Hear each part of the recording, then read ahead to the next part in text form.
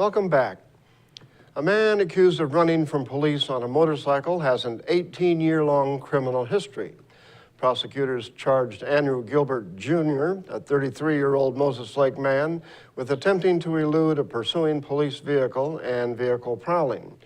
The charges are at least the fourth time Gilbert faced accusations of trying to elude police. He has 18 previous convictions for different crimes. Gilbert finished his community custody roughly 2 months before August 26th, when a Moses Lake police officer tried to stop the motorcycle he was riding. The officer ended the pursuit on Grape Drive for safety.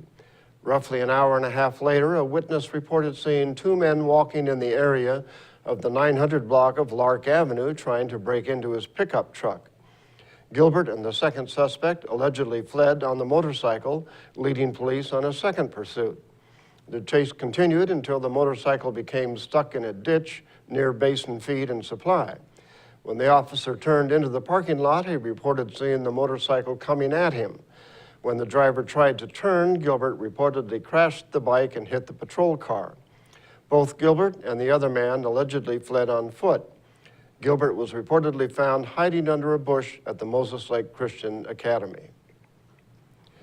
A 55-year-old Ephrata farmer and his daughter are competing on CBS's Survivor television show when it returns for its 29th season on September 24th. Dale Wentworth and his daughter Kelly, a 28-year-old Seattle marketing manager, are two of the 18 castaways trying to win a $1 million cash prize. According to CBS officials, Dale Wentworth stated his claim to fame is watching his children grow up to be responsible adults. He wants to compete on the show to spend time with his daughter on a new adventure and face the challenge of seeing how far he can go in the game. Kelly Wentworth stated she grew up on her father's farm in Ephrata and is ready for anything. In Northwest news, a huge dust storm is being blamed for a more than 50-car pileup on Interstate 82 near the exit to Locust Grove Road in Kennewick. Strong winds kicked up so much dust on Saturday that drivers had a tough time seeing right in front of them. A few dozen minor injuries were reported, mostly cuts and scrapes.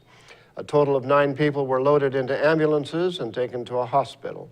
EMTs say no one suffered any critical injuries. It didn't take long for a capsized boat on Puget Sound to receive help. A Cairo reporter has the story from Bainbridge Island. We captured this video of the rescue from the Bainbridge Island ferry dock, moments after the call went out that there was a disabled 15-foot boat in Puget Sound. The boat capsized, possibly when it came in contact with a wake. We're not sure yet.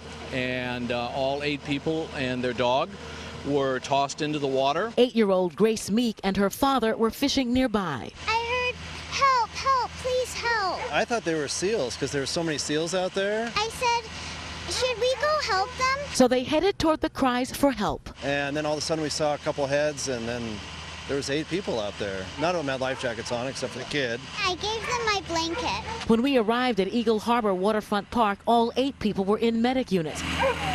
The dog was protesting loudly. They told rescuers they were on their way to Blake Island for an overnight camping trip when the boat capsized in what they believe was the wake of the Bainbridge Island ferry. Come on up. Up. Once on dry land, they called a friend to pick them up. They say they're doing really well. They're warming them up, and they're going to be ready to be let go pretty soon, and I get to take them home now. No one on board the boat wanted to talk about their watery experience, but they almost certainly owe their lives to an 8-year-old girl with very good hearing. Something about those young years, and thank you up there, right? So that was a blessing, yeah.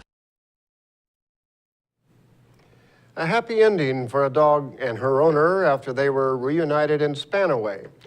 April Deutge's dog, Chanel, was alone in Deutge's Honda a few weeks ago. Both the dog and the car were stolen.